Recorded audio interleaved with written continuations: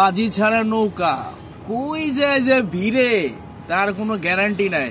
আপনার তো যাবাই নাই, আপনি কইবেন কি? আর আশেপাশে দেখতেছেন ওই যে কি বলে জুনিয়র সাকিব রে একটা লোক জিজ্ঞাসা করছিল, মানে একটা লোক ওরে জিজ্ঞাসা করছে, ভাই জুনিয়র সাকিব রে জিজ্ঞাসা করছে আপনি নাকি ইকরার মা নাকি আপনাকে বিয়ে করতে চাইছিল, আপনাকে নাকি পছন্দ করতো। ইকরার মায় বলে সুবহানাল্লাহ সুবহানাল্লাহ।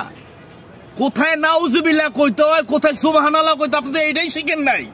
আপনি আরেকজনের কালপিট কন। এই মহিলা, আপনি তো নিজের নামই লিখতে পারেন না, কালপিট বানাম করতে পারেন? নিজে ভালো হন, নিজে স্বামীর ঘর করতে পারেন নাই কা, ওই মায়েরারে ওরকম বানায় না, বুঝছেন? আপনি ভালো হয়ে যান। এই যে আপনি যে মাস্ক পইরাম মেয়েরে যে কোথায় দিতেছেন, যে ভাইরাস করতেছেন, ভাইরাস ভাইরাল না।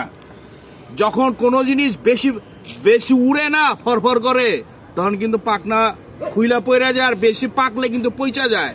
আপনার মেয়ের এখন ভাইরাস বানাইতে চাচ্ছেন, জামাই তো নাই। কই যে যায়, কোন জায়গায় যা ঠেকে কোনো গ্যারান্টি আছে? নৌকা ছাড়া মাঝি। যাই হোক, আমি আর কিছু কইতে চাই না। মিশা ভাই, একটু জানতে চাচ্ছি, আপনি নাকি সিনজিতে করে জুনিয়র সাকিবের সাথে ফিল্মের স্টাইলে ইকরাকে আসলে কিডন্যাপ করেছেন, আসলে কতটুকু সত্যতা, কেন করেছেন এই কাজটা?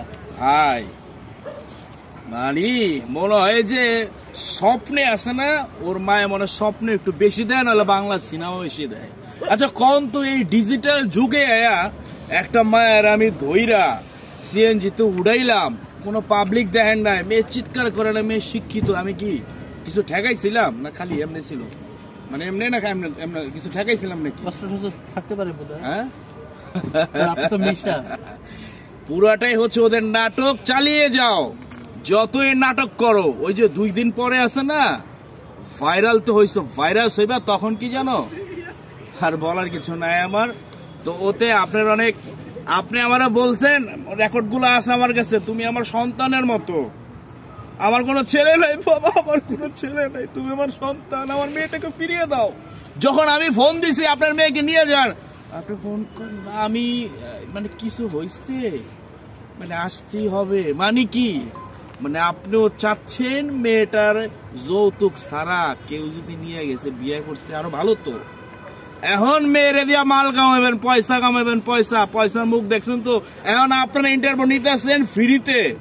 আমি বলে দিচ্ছি, এমন যদি চলতে থাকে 1 সপ্তাহ পরে দেবো যে আমার মেয়ের ইন্টারভিউ দিয়ে আপনার লাখ লাখ টাকা সামাজিকরা কামাইছে। কত দিবেন? এখন তো ফ্রিতে নিতেছেন, কয়দিন পরে পেমেন্ট দিয়ে নিতে হবে, পেমেন্ট। এত দাম হয়ে যাবে? অবশ্যই। ওই যে ভাইরালের পর ভাইরাস হবে, তখন কি জানেন, ওই যে একটা ছেড়ে আইছিল না, ওই যে ছেড়ির নাম হচ্ছে কি জানেন, ওই যে বিদায় দেন বিদায় দেন, এই যে কি জানো, ম্যাম সাপ না কি জানো, ম্যাডাম গো।